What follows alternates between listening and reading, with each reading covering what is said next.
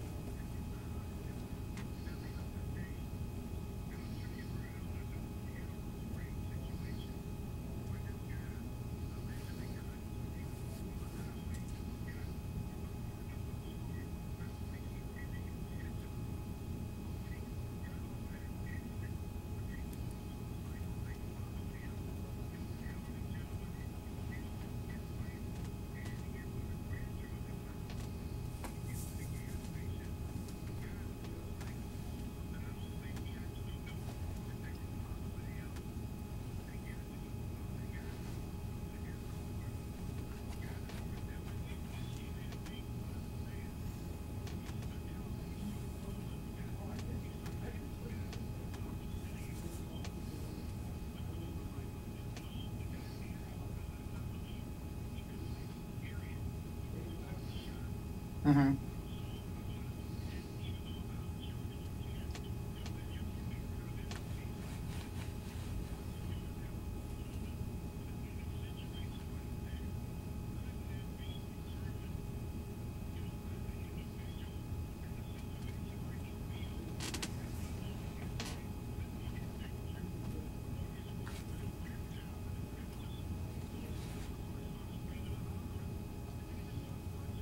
Sure. Oh, yeah. Let me answer your. All right. Yeah, Baby O, let him answer. Yeah. No, you gave me enough information, and that's great.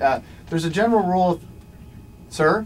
Yeah, go ahead. Okay. So there's a general rule under. First of all, I'm not an attorney, but I review the 563 Missouri Defensive Use Force Law. Every weekend. I've done this for 4 years. There's a general rule which is called the reasonable man standard, and what would a reasonable person do in the event that they have a threatening situation. And in that threatening situation, there has to be an imminent threat, which means that it is going to happen unless somebody intervenes with enough amount of use of force that is reasonable to deter the threat or to bring about the cessation of the threat. So for instance, if you're driving down the street and some jerkosaurus comes and cuts you off and goes over to their exit, not only do they cut you off, but they cut you off and give you the finger and you give them the 44, that is not a reasonable response. To somebody doing that. Under Missouri 563, there has to be an imminent threat of a forcible felony, and if you read that, you can go online and Google Missouri 563, but it's generally, it's murder, it is a felony assault, kidnapping, a forcible sexual felony, something along those lines. It can't just be something where you're in a banter because you're upset. The best things to do always is to avoid, to evade, to escape, to deter, whether it's verbally, hey, I've got a gun, I'm calling the police, get away from me, or even the presentation of a firearm sometimes may be warranted, but the last thing we want to do is engage somebody. But when somebody's, and I wasn't there, so right. If somebody was kicking my window or trying to punch me through my window, at that point, I would feel that definitely I was in an imminent threat. I mean, you are being threatened, you're being assaulted. And to the degree that person felt it was reasonable in that moment, I wasn't there, I can't read their mind, and that's something that the courts have to weigh out.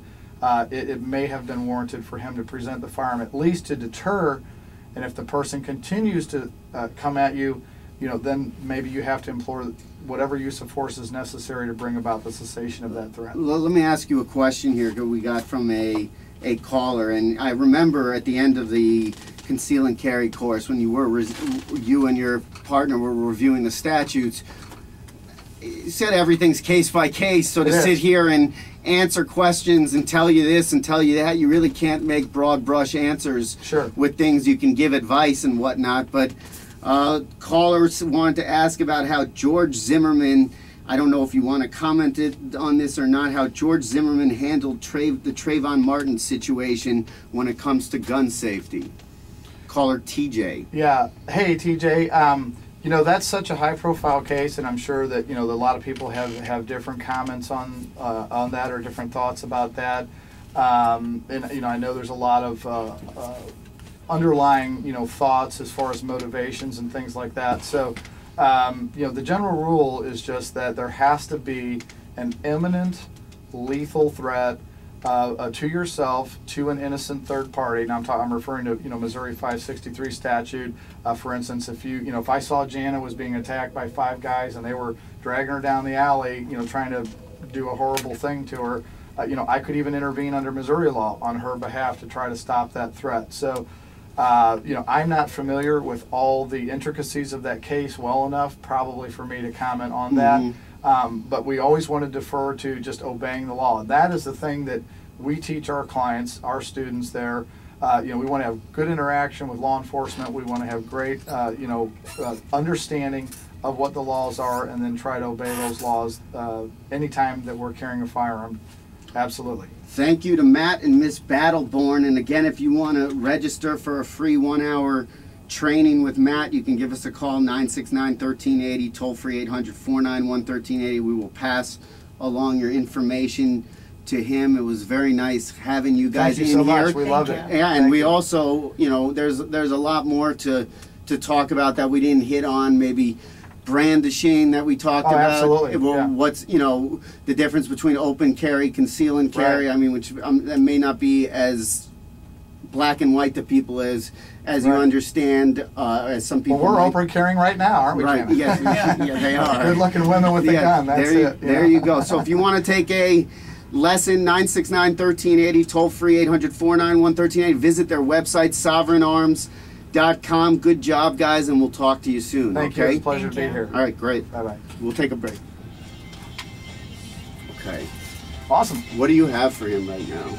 Okay, I got the list of entrants for that. Let me get a photocopy of that. Yeah, hang on.